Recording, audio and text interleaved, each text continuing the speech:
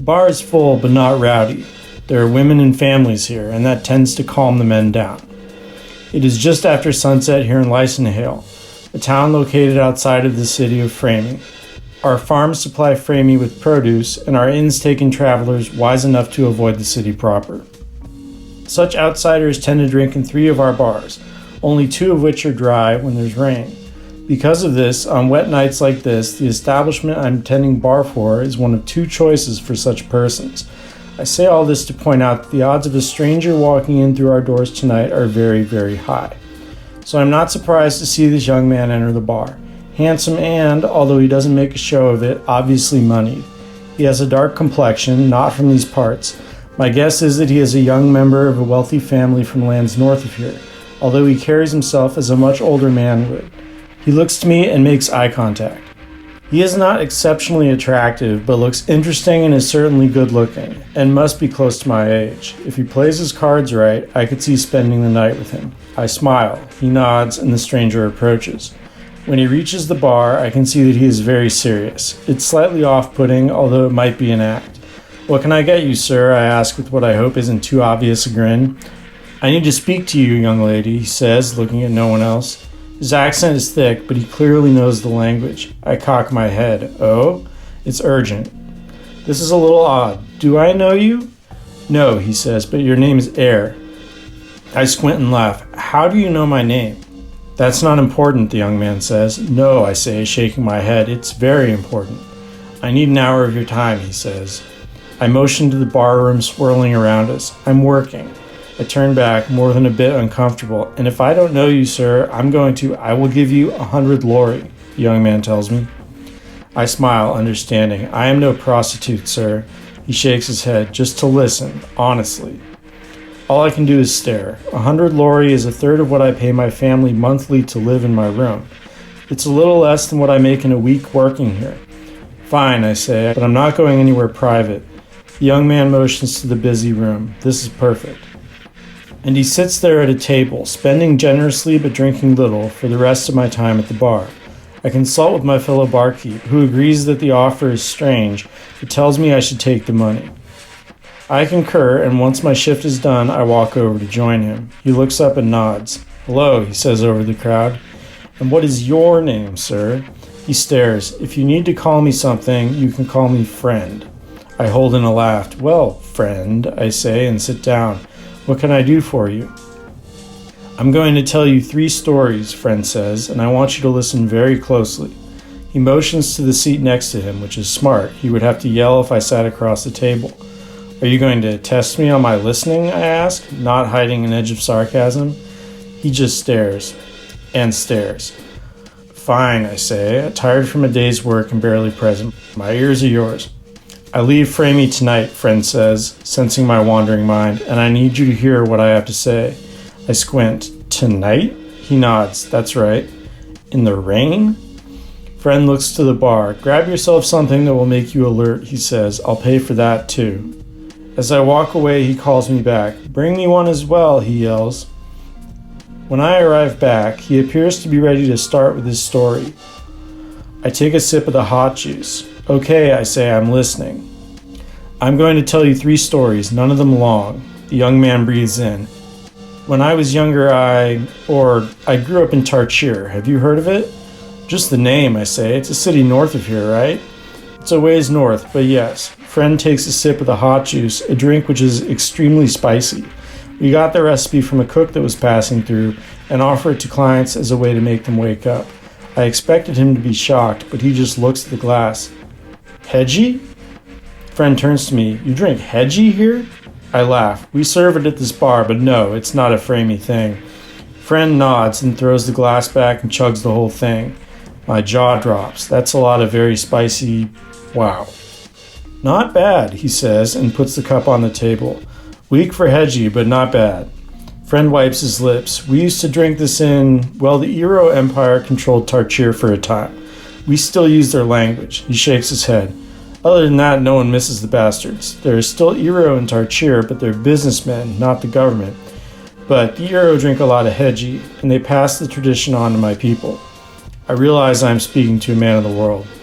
Another effect of the era was that they made Tarchir a canal city. Many old Eero Empire cities are as such. Instead of building roads and using animals, they dug canals into the coast and used boats. He pauses. Which was their downfall, of course. They're coastal people, and our rebels hid out inland, where their ways of war were less practiced. Friend sighs. I suppose that's where my story begins. It was the time of the revolution against the Eero when I was born. My entire family was killed. I hid under the porch while Eero police murdered them. After that, I stole to survive, but only from the wealthy. Mostly Eero, some of my people that were collaborating. I was invited to join the rebels, but I refused. All my friends that did were killed. I mostly hid, sleeping in the hidden corners of the city. But the Eero Empire collapsed when I was 10, and after that, things were better. At that time, Tarchir was a city of scars, of course, but it had been a wealthy port city before the Eero took over, and it became one again. The scars healed relatively quickly. It helped that this new government was tolerant of the Eero that remained, and was welcoming to other migrants in this time. The holes left by the dead were filled by newcomers, who made the city prosperous again. Within 5 years, buildings had gone up in most of the empty lots by the port, and the canals bustled with activity. My role in this activity was as a boatman. I provided cheap canal trips to visitors in the port area for a quarter of a bahai. A bahai was worth, well, I don't know how that currency stacks up to what you use here, but a quarter of a bahai was not much. I could only carry 2 people in my boat without cargo, so it made sense that I didn't charge much. I was just a shortcut if you were walking and had money to spare. Tarchir is a fairly hot city year-round, so I didn't need much in the way of shelter. I slept in the boat at night, which had a roof for the rain. Life was decent for a while. I believe I was 12 when maybe 13 or somewhere around there. I didn't have a calendar, didn't know when my birthday came around, didn't have friends to celebrate it with either. But one day one of the most important boat landings was next to a building known as the Balchir, which was mostly used by the more established boats, mostly large transport boats that held many people and probably had 2 boatmen working them. But this day, there was a pair of out-of-towners standing to the side of the main landing, a large man, who I thought to be a soldier of some sort, and a girl roughly my age with a glittering, strangely shaped bag. By a stroke of luck, there was no one there to pick them up, so I paddled over. As I got close, I noticed that the bag in her hand wasn't a bag at all. It was a bird cage. "Hello, sir. Do you need a ride?" The soldier looked down and nodded with a stone face. Yes. He had lighter skin than mine, but not as fair as yours. He could have been from any number of places. He wore a white coat with a black collar. The girl was far paler, with silver-green hair, dressed in gray. "Can you take us to the cloth market?" he asked. I nodded and motioned for them to get in. As we pushed off, I decided to make small talk. "That's a pretty bird," I said. "You're an ugly boatman," a sharp, avian voice said. "I may be ugly," I said, "but you're in a cage." There was a bit of silence. My uncle had a tropical bird for a while when I was young, and I was used to trading insults with it. That seemed to be all it was good for. This bird, it seemed, had taken offense. When we reached a traffic jam, I turned around. "I'm sorry," I said. "It has been a long day." "That's fine," the big man said, kind but strong. The girl giggled. I smiled in spite of myself, then turned quickly to the front so that they couldn't see it. "Where are you from, sir?" The man paused. "I travel widely," he said. "I am a trader." I nodded. "I see." "Are you from Tarchir?" the man asked. "That's right, sir." I turned around again and pointed to the tattoo above my nose. "This is my clan." I puffed my chest out. "We have been here 5 generations. The soldier stared. He seemed to know what the tattoo's condition meant. It hadn't been touched up in years, which meant I had either been banished or... I sighed, but I am the only one left. Suddenly, my world crumbled, and I folded inward. Everything I normally held in, all the pain, came surging up to the front. The boat came to a standstill. Not this again. It was all I could do to hold in tears. I put all my effort into pulling myself together. Then, suddenly, there was a hand on my back. I was shirtless, and it was a soft hand. The girl's. I sat up, feeling much better in an instant, like a lantern had been lit all of a sudden. I wondered at the change for a few seconds, then understood and turned. "You're magicians." "I'm sorry," the girl said. "I thought..." "It's fine," I say, and laughed at my problems.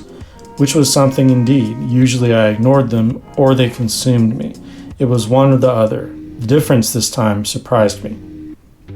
A boatman in back of me yelled. The traffic ahead had cleared. I started to row again, saying nothing for a bit. "What did you do to me?" I asked the girl, turning back just enough to make it clear who I was talking to. "I'm sorry," she said. "I removed weight." I turned. "Weight? You seem to be suffering. It can be a physical thing, or not physical," she said, "but it's real. A certain type of memory. You can touch it if you know how." The girl sighed. "I got it off you. I thought you'd be happy." The water and rowing were intensely interesting. I guess I let the thought fade. "You know," the soldier said, "I could use someone like you." My eyes moved from the water to meet his gaze. His were dark and dancing in ways I didn't think possible. He exudes importance and I'm a street kid, so I laugh. "What do you mean?" The soldier stared at me, into me. "You are a good man." I was a boy, to be sure, and took being called a man as a compliment, as any youth would.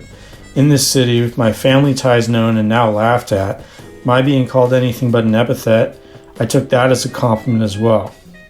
But his words cut back layers of my soul and sliced into the flesh within, because I knew he was right. I had always prided myself on doing the noble thing, never hurting the vulnerable, always righting a wrong. And I knew, there in that boat, that he could see that, and it was a lightning bolt. My quick mouth didn't know what to say, and the girl with the silver green hair let out a small laugh. The large man cocked his head. "We're passing through Tarchir," he said. "We'll be here for a week. What's your name?" I gave my name truthfully, although I tend to give fake ones. Tarchir is a cruel city, and I knew that better than most. Best to guard everything, because a hole in your armor invites a knife. The soldier nodded. "I need a guide, someone that knows Tarchir." He paused. "I can pay you. How much is your time worth?" I stared. "For a week?" "A little less," he said. 200 Bahai, I say, starting high. I would settle for 30 at the lowest. The man I would come to know as Broan stared at me. "I'll give you 120 for 6 days, and there's more depending on how much you help." I must have reacted strangely. It was a lot of cash, too much. I had never had that amount in my pocket. I had been starting very high, assuming he would start very low. Broan laughed. "What?" I asked. "I don't know how you bargain here," he said. "Did I just insult you?" "No," I said, regaining composure. If he was serious, I had no idea what to do with that sort of cash. I slept in my boat at a dock I paid for nightly. A night cost 3 Bahai, which is more or less what I spent on food daily. If anyone found out I had that much money on me, I would be robbed for sure, and Bahai coins were terribly noisy. He was watching me think. "I'm staying at the Hotel Balam," he said. "It wasn't the nicest hotel, but it was decent enough. It was also just next to the cloth market and must be where we were headed now. Can you be there at sunrise?" "Yes," I said, nodding. "Yes, I can." I fell asleep that night, thinking of what I could do with the money. The next day, I arrived at the Hotel Balam just before sunrise, and there this man was. I had learned his name the day before. "Hello, Mr. Sither." The man, whose true name was Broan, nodded. "Hello." I motioned to the boat, and he got in. "How did you sleep?" I asked. "Well enough," he said, gruffer than he had been the day before. "Plans have changed, however. We will likely be leaving tonight." I felt it in my gut, but kept it inside. "Absolutely, sir." "However, I need a few thieves," Broan said. 3 or 4 men, young or old, who will steal things for me. Again, I felt his words physically. I had assumed this man to be principled. "Can you find me such people?" "I will not steal for you, Mr. Sither," I said. "I apologize." "No, I know you would not."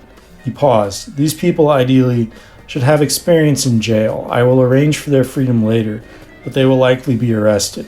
I nodded, confused. "Right, Mr. Sither. Do you want me to arrange a meeting?" "Eventually," Broan said. "Right now, I need to get to the back of the Jewel District." I breathed in. The Jewel District was, as its name implied, a place to buy jewelry, which is what customers did at the stores in its front area, which made up 2 sides of the square. The area behind the front, the core of the square, was a maze of hard-to-access shops. This was by design, as it was where stones were haggled over and bought, and the jewelry itself was made, a place of great importance. The back section of the Jewel District, however, this was a place to buy and sell magical items. There were several places to buy magical books throughout Tarchir, and the ingredients for spells. But if you wanted a protection amulet, a serious one, you came here. And if you knew the right person to ask, there were magical weapons as well. "Yes, Mr. Sither," I said, and began to paddle. It was early. Shopkeepers were just setting up, and the only interactions happening were them chatting with each other. Even still, you could feel the tension. Although the central part of the Jewel District was the most fortified, the back was the most dangerous. If you wanted to see someone use a combat spell in Tarchir, your luck would be best in that area. I turned back. "We're here, Mr. Sither." He nodded and took a step onto the landing. "Stay close." I paddled into a good spot to wait and turned around just as he ducked around the corner into an alley leading to the middle area. Curious. As I sat in my boat, the market began to come to life. Merchants yelling about their wares as people walked by, bargaining everywhere, and all manner of magical items on display. Eventually, the man I would know as Broan walked out of an especially serious-looking store, nodding to the large man standing outside as security.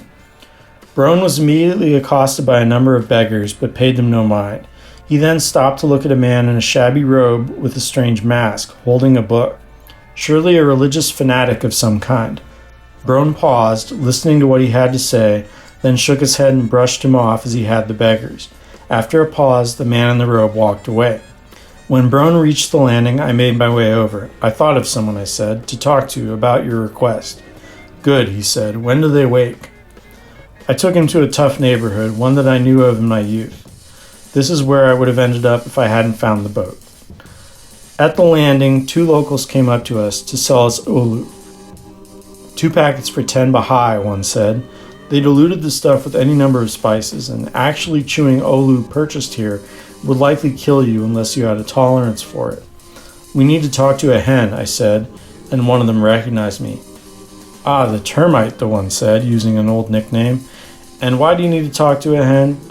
"Bring us a hen," Broan said in a booming voice. "There's a bahai in it for you." After a brief pause, the 2 of them skittered off to find him.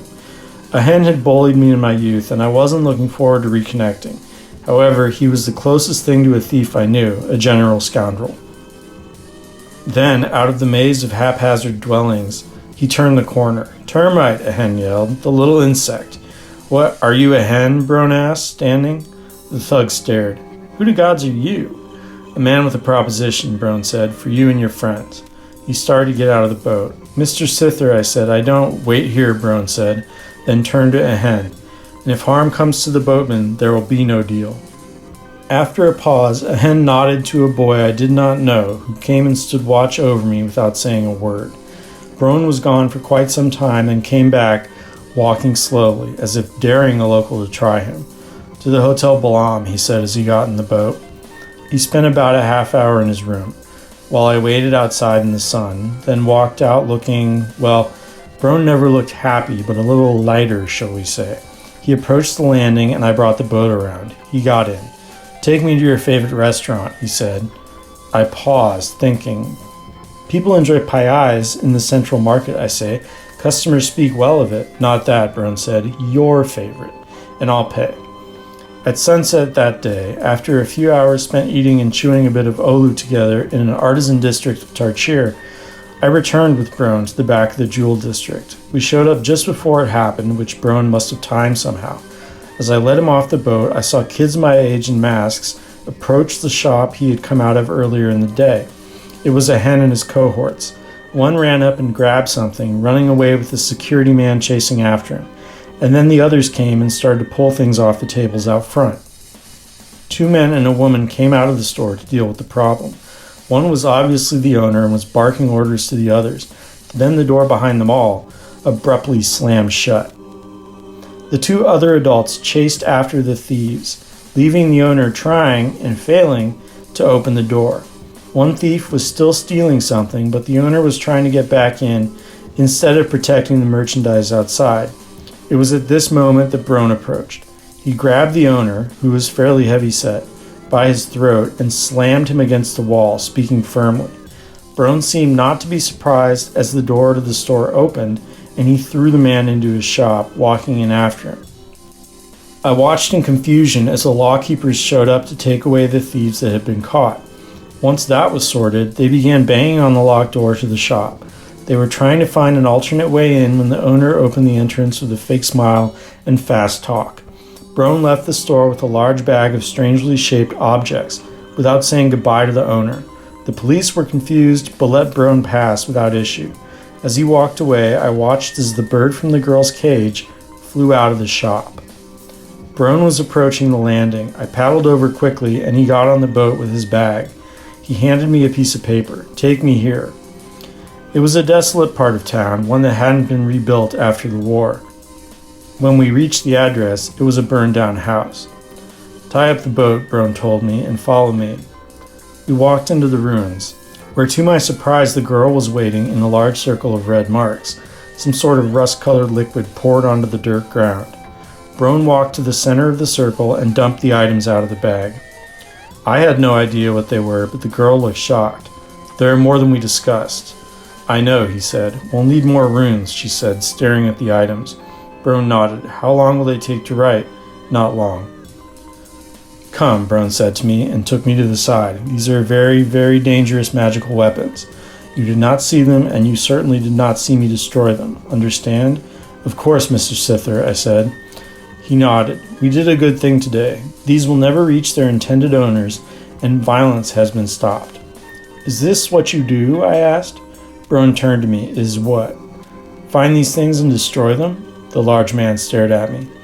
"You seem to have it pretty thought out, like you've done it before." "We have," Broan said, "and yes, this is what we do. And we do it to protect the world from evil magic." "That's amazing," I said. I paused. "Can I join you?" I must have looked kind of pathetic because he smiled, and Broan never smiles. "I can be useful," I said. "I swear." He stared at me. "I believe you." We departed the next day, headed west by ship. I blank. "You left your home to travel with a stranger?" I didn't have much of a home, and Broan is, well, trust-inspiring. So yes, friend says, that's exactly what I did. And he laughs. "We were quite the group. The girl's name was Eth. She was a skilled enchantress. The bird, it turns out, was a shapeshifter named Knuckle. We didn't get along. He wouldn't talk much." "A shapeshifter?" I ask. "That's right," friend replies. "Those are real?" He stares, then looks away, but doesn't answer. Like I said, we moved west first and spent our time doing the same thing we had done in Tarchir, finding malevolent magic and neutralizing it. It was fulfilling. I was completely on board. "Yeah, that sounds interesting," I said. Friend sighs. "Right. But it wasn't long before, well, I learned that my time with him was coming to an end. I hadn't known this, but after several months of traveling, during which we destroyed many artifacts, it came out that Broan's days of journeying would be over in a matter of weeks. Eth told me. She had just heard herself. When I confronted him, "I'm sorry I didn't tell you," he said. "What am I to do?" I asked. "I left my home in Tarchir to travel with you." I was more confused than anything else, but was beginning to feel betrayed. "And you have proven yourself as a capable asset," Broan says. It was true. I was a good actor and could handle pressure. I had been helpful. I stared. "So you thought you wouldn't tell me you were joining, what is it, an army of some sort?" We had been moving north of the world center for some time, although it hadn't occurred to me to ask where we were going. People were becoming more pale, so it was easy to tell that we had traveled far from Tarchir. However, he hadn't said anything about a destination. "What nature of group is it?" I asked. "The Order of Ofud," Broan says. "It is a high honor to be invited to join this organization." He sighs. "I will be part of a guard, protecting a garden." I stare. "You? A guard?" "That's right," the large man says. "And if you choose to join me, yourself as well." "What?" I squint. "What are you talking about?" "This whole time," Broan says, "I have been watching you." He stares at me. "Members of this order must be pure of heart, and I believe you are." "You must be joking," I say. "It's cold here." He stares. "It's true that I could cope with that, but living here?" I pause. "Where is this garden located?" 2 days' journey, Broan says, in a valley covered by smoke. I pause. Broan had taken me in and treated me well. If he were to join this order, Where else would I go? What would I do? I need to know more, I say, and to think. Over the next 2 days of travel, which Eth and Knuckle undertook with us, she was similarly vexed by this development, and I still couldn't get a straight word out of Knuckle. I learned of the Order of O'Food, and that this commitment would be lifelong. After much thought and the acknowledgement that I had no other path forward, I chose to join Broan in his servitude. After half a year or so of adventure, things were about to change drastically. There would be little of leaving the valley, and much time spent keeping watch. Broan was secretive about what exactly was growing in the garden, but I understood it to be something of great importance. The idea I got was that, if you heard about it, the Garden of O'Food held the type of treasure that would be well worth stealing. If Broan truly was a man in service of the greater good, and he had decided to be a part of this guard, protecting this garden must be a worthy cause indeed. We arrived in a small village late at night, and the air did indeed seem to be laced with smoke, as Broan had said. We had been climbing in altitude for some time, so I guessed that we were on the crest of the valley. When I awoke, my assumption proved correct. Broan served me breakfast and, with few words exchanged beforehand, we left to hike the rest of the way to the summit. The smoke grew more and more intense, and it stunk horribly. Broan had given me herbs to disable my sense of smell, but they hadn't worked completely, and the stench was only just bearable. And then there was a cave. It seemed to be made by a creature. A large creature, although of what nature wasn't clear. Without hesitation, Broan entered. I followed, unsure of what we would find inside. The cave was dank, and without much in the way of identifying features. Broan lit his magic lantern, and we traveled further in until we heard a rustling, it sounded like at first. Soon enough I could hear a pattern, a sort of sound of gears turning. Then it grew louder, and I realized it was the footsteps of an army of insects? I was growing physically afraid, but Broan put his hand on my shoulder. I looked up to him. He was gazing straight ahead, relaxed, fully without worry. I let my fear go.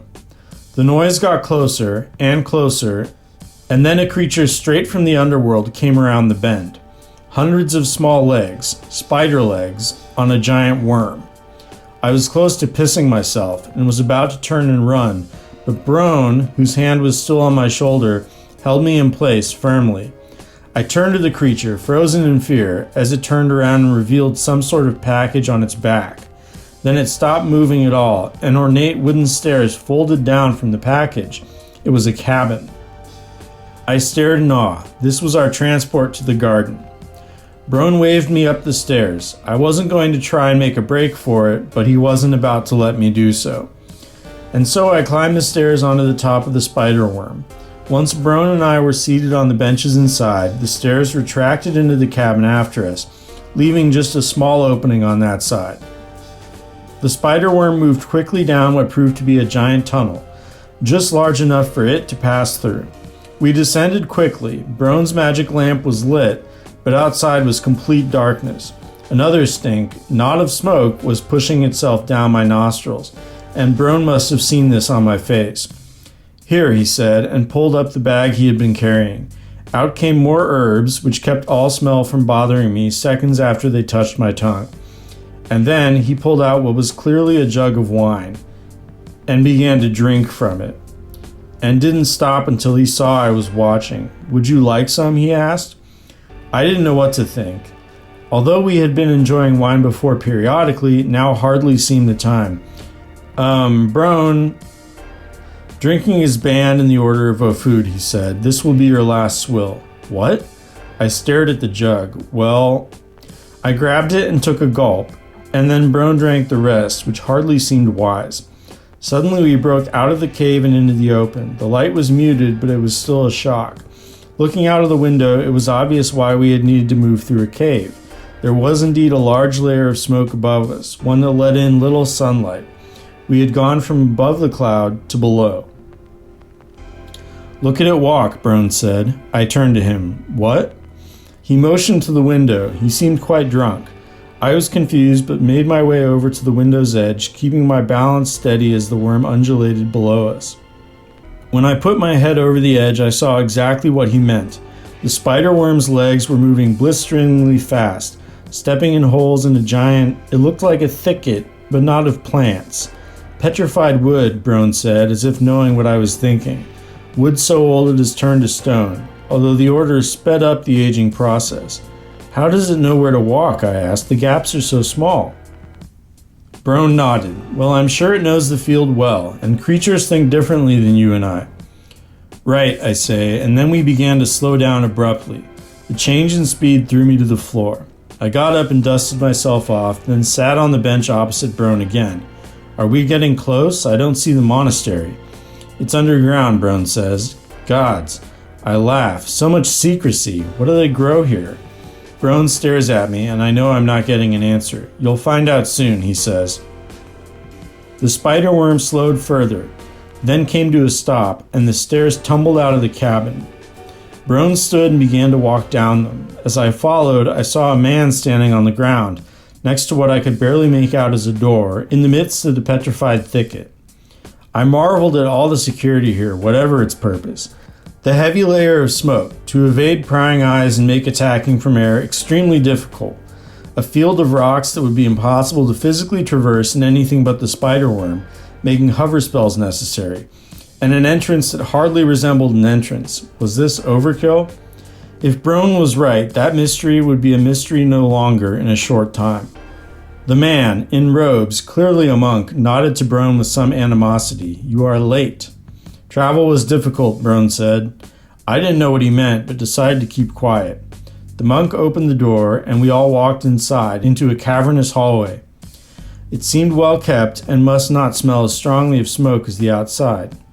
Soon enough we reached an ornate door, which opened into a sort of forest, an area covered in plants with a footpath, on which we walked until we reached another door and the hallway behind it. This one was far nicer than the last. I'm sorry, the monk says, stopping after leading us around two corners, but you smell of wine. Broan stares at him. I know that I'll never drink again, he says, so I wanted to drink a last jug. The monk's eyebrows rise. Not a whole jug, Broan says, and points to me. He had some. After a very disapproving stare, the monk turns back to the hall. Since you have arrived so late, the Ophis have decided to dispense with pageantry and are waiting in the greenhouse. He is silent for the rest of the walk, which winds through identical hallways that seem to wrap around each other, and then we reach an open door. Good evening, Broan, a man who appears to be the leader says. They are all in complicated robes of many colors, but he is in the outfit by far the most ridiculous. It is the late morning and not evening, so that must have been a joke as well.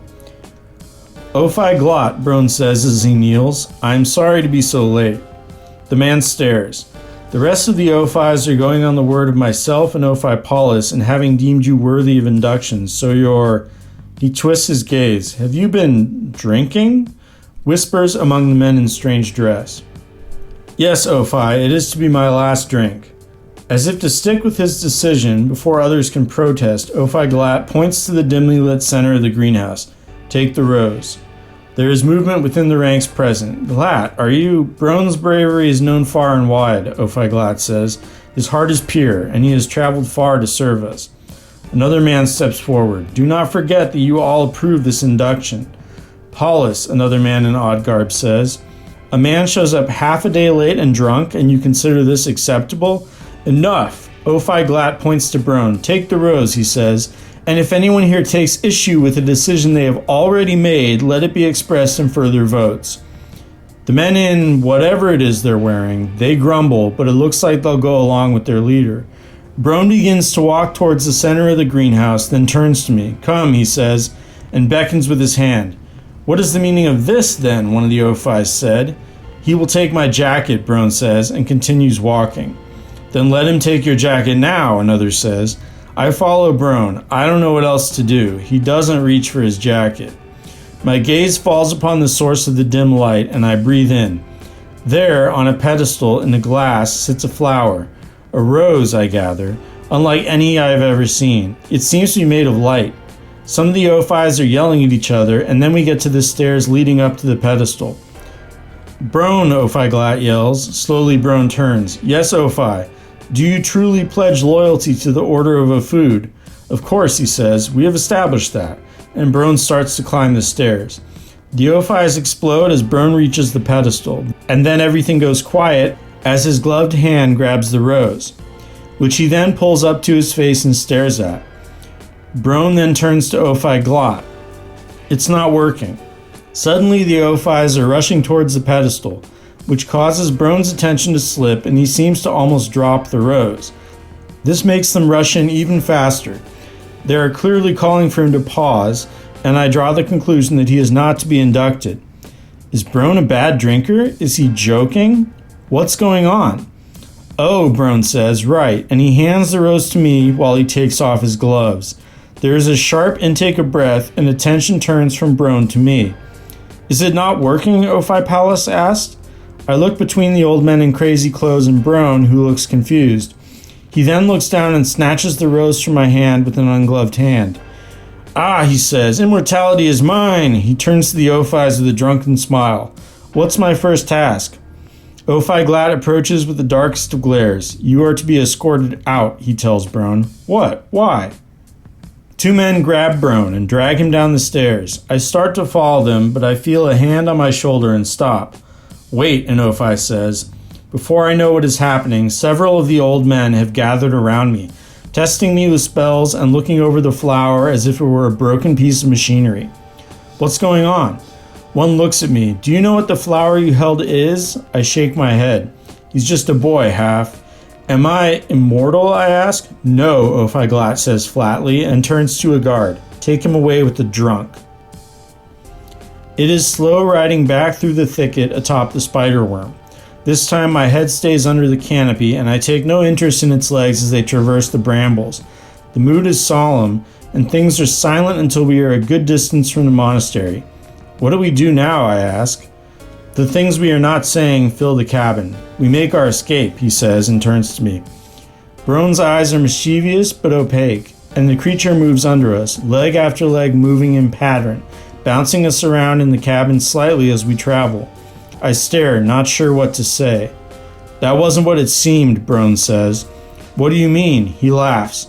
The guard will be after us shortly, and they likely intend to kill us both. My eyes widen. You stole it? I couldn't tell you. Your ignorance was necessary. Wait, I don't understand. You told the guard you'd join their order to steal the flower? To what end? That's not what matters, Broan says, and reaches into his sleeve with his still-gloved hand. And suddenly the translucent flower, made of light, the immortal rose, sits there, regal, in his grip. So you handed me a decoy, I ask? That's right, Broan nods. This outfit is heavily enchanted. When I will it to, what is in the right glove is duplicated, more or less, while the original ends up in my sleeve. When you almost dropped it, I'm in awe. He nods. That was the switch. And you took it because they wouldn't have let you go otherwise, I say. They would have made you stay with the guard. I pause. Oh wow, are we going to sell it? Broan stares at the rose, then turns. Do you want to live forever? I swallow, a primal reaction. It's not for me, he says, and holds the flower out. I stole it for you. For me? I laugh. You need to take it. That's the thing, he says forcefully. I don't. Broan stares at me blankly and sighs. I won't answer any questions if you ask me for detail, but I will tell you that he pauses, weighing his words. I'm already immortal. My mind is a stew of these questions, but I know he's dead serious. And you're offering to make me immortal as well? Suddenly there is daylight, as if the sun came up in an instant, but everything is red. Some sort of flare? The spider worm seems to panic and jerkily stops its movements. They're coming, Broan says, and like I said, they intend to kill us both. He nods at the flowers. So you have a choice to make. I stare, not sure what he means. Die today, he says, or live forever. Live forever, I asked. The light grew stronger. Why didn't you just hand me the flower in the monastery? I needed you to make the decision, but you have to make it now. Broan stared. Take the flower and become immortal, or...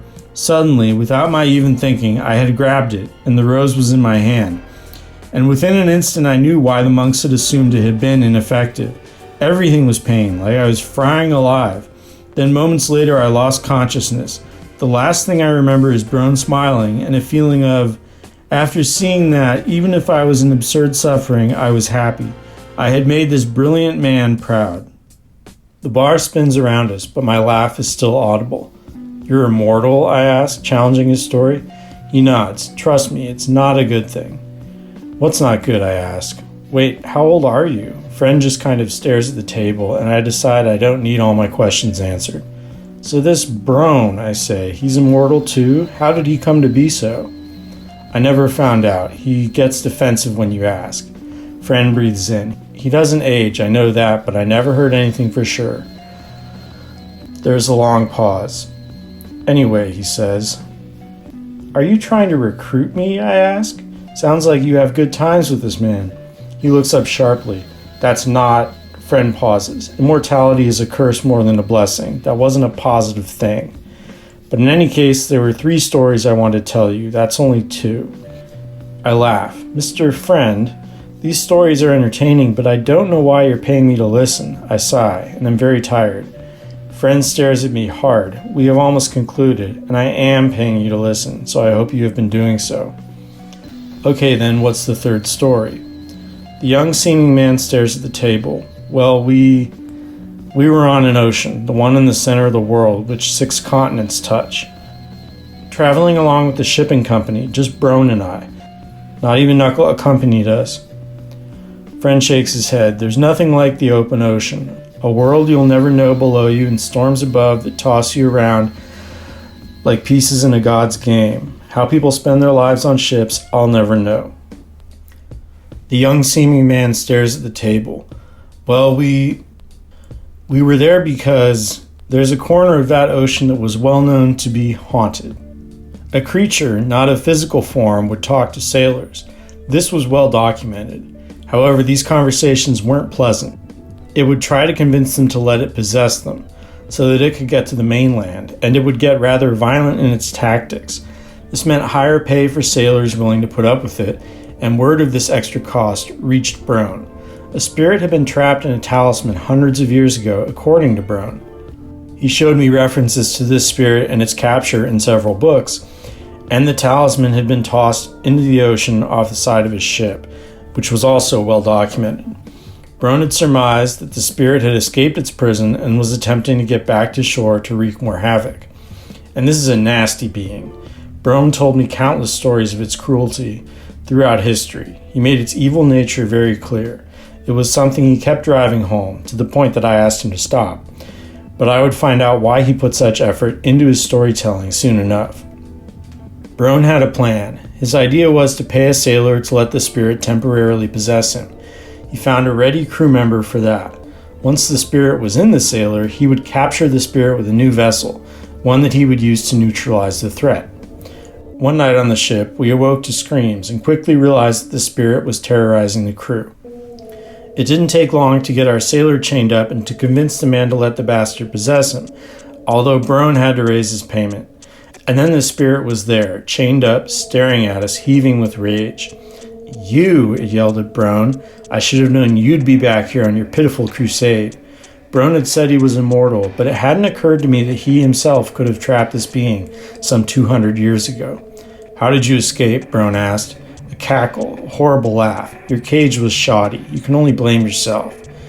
Broan stared at the monster. What do you have to say? The spirit asked. You were fond of making deals last we spoke. And Broan turned towards me, and then he said my name. I met his gaze, and in that instant I knew something very bad was about to happen. Broan possessed a spell that enabled him to incapacitate anyone, provided they were looking into his eyes. This person would lose consciousness and have no recollection of anything that occurred until Broan woke them up. And that's exactly what happened to me. And when I awoke, the sailor was gone, his job completed. Broan kneeled above me, watching my face contort, and the spirit, it was yelling at me, inside my mind. Gods! I sat up, my hand to my head. It's in me, I yelled, trying to put aside the horrible things it was saying. I looked up to Broan and, take this, he said, and held out some sort of trinket. I stared at him and I realized this was no spell gone awry. This had been his plan all along. What? I stood. What did you do to me, Broan? Take the stone, he said forcefully. I hit it out of his hand.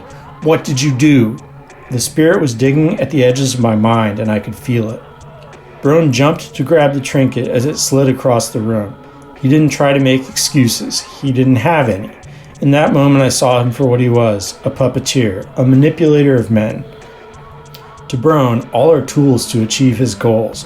I had seen it happen with the thieves in Tarchir, and the Order of a Food, and many other times, and I had been fool enough to think I wasn't a puppet myself.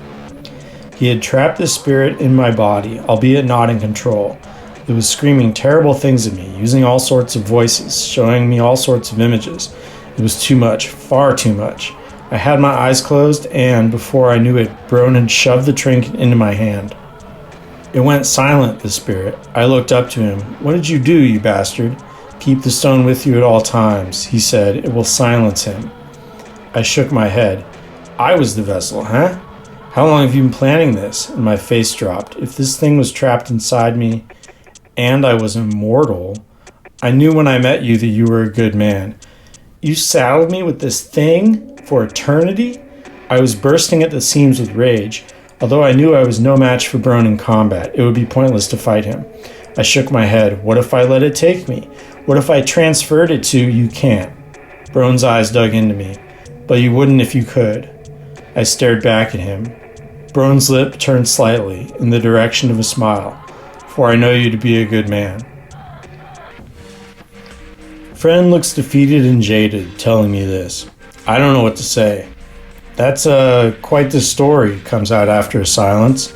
I note the talisman around his neck, but don't ask. He's not what he appears, Friend says and sighs. Not that we need Broan. There are many like him that take other paths, and we need fire to fight fire. As long as I knew him, he did the right thing, but his methods, he pauses again. He is not a hero.